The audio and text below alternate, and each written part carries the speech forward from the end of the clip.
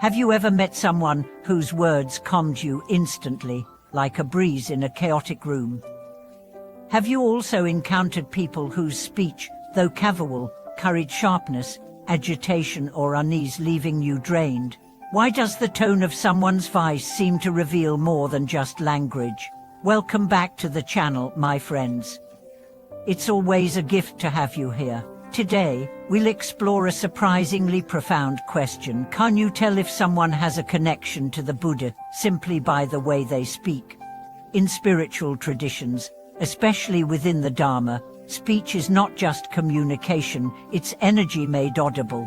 It is the echo of the heart, the vibration of the mind, and the mirror of one's spiritual maturity. The Buddha categorized our actions into three types: body, speech, and mind. And of these, speech is the most frequently used and most easily corrupted pathway of karma. So let's begin by understanding the hidden power of words. What a person says reveals their inner alignment. A kind soul doesn't just speak kindly, they exude it. Their tone is gentle, their choice of words thoughtful, their pauses deliberate. There's no rush to prove, no pressure to impress, no hunger for attention. Their words feel like warm tea on a cold morning, nourishing, grounding, and real.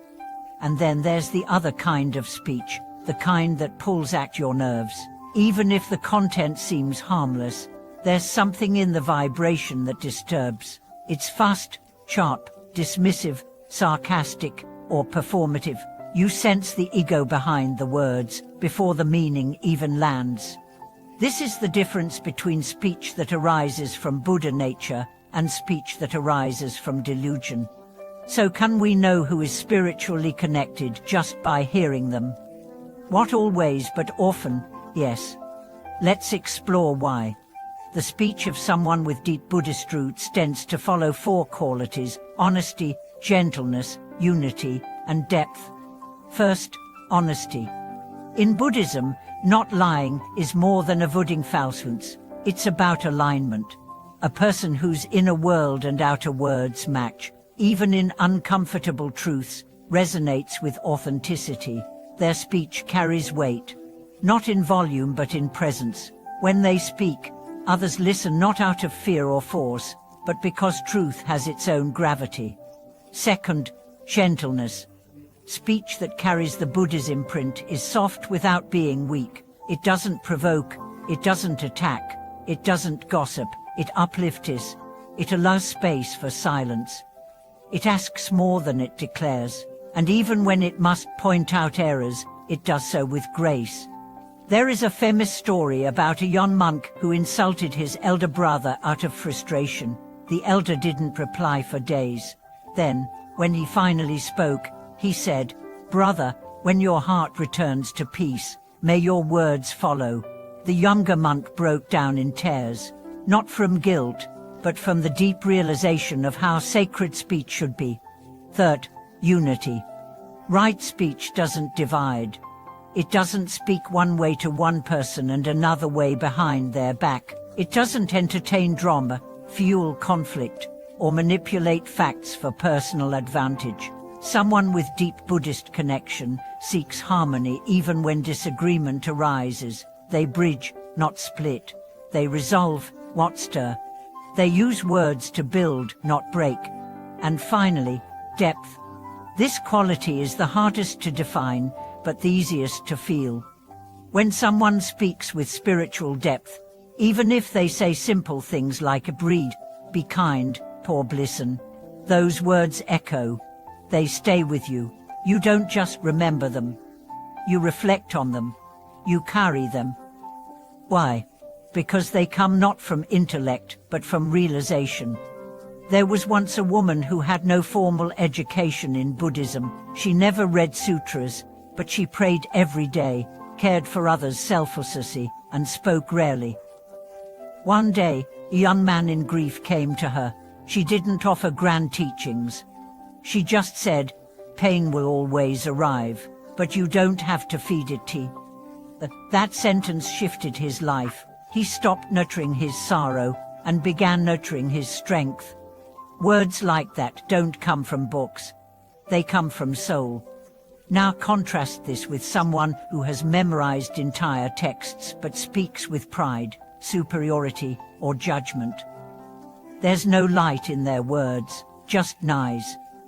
This is why memorization is not realization, and why true Dharma is often found in the vices of the humble. So what about you? How do you speak? Are your words fast, loud, or forceful? Do you interrupt more than you listen? Do you use sarcasm to hide your vulnerability? Do you find comfort in gossip, judgment, or cleverness? Or are your words slow, thoughtful, spacious? Do you leave people calmer than you found them? Do you apologize easily? Do you uplift more than you correct?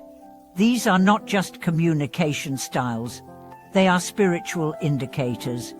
And it's not about being perfect. It's about being aware. In Buddhism, speech is one of the Eightfold Paths. Right speech. It means speech that is truthful, harmonious, kind, and purposeful. Before you speak, you're encouraged to ask 4 questions. Is it true? Is it necessary? Is it kind? Is it the right time? If the answer to any of these is no, perhaps silence is the better offering. There is also a practice of noble silence, not just staying quiet, but using that silence as a mirror. Listening more deeply, observing your urge to speak. Watching your ego try to impress, defend, or dominate. And learning, slowly, that silence often teaches more than words.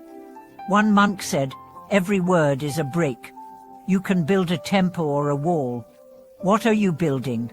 Let me share a story. A child once asked her teacher, "How do I know if someone really loves the Buddha?" The teacher said, "Stand near them in silence.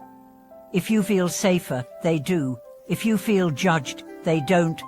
Speech is not the only indicator, but it is the most frequent expression of who we are. So if you want to deepen your connection with the Buddha, start with your words. Speak less, speak cleaner. Speak only when your heart is calm. Let every word be a blessing. Let your voice become a refuge. Because in the end, the goal is not to sound spiritual. It is to be so at peace that your voice carries that peace even in ordinary conversations. So the next time you listen to someone speak, feel not just what they're saying, but what their presence is transmitting. And more importantly, listen to yourself. Your own speech is your spiritual mirror. Thank you for watching this video. I'd love to hear from you.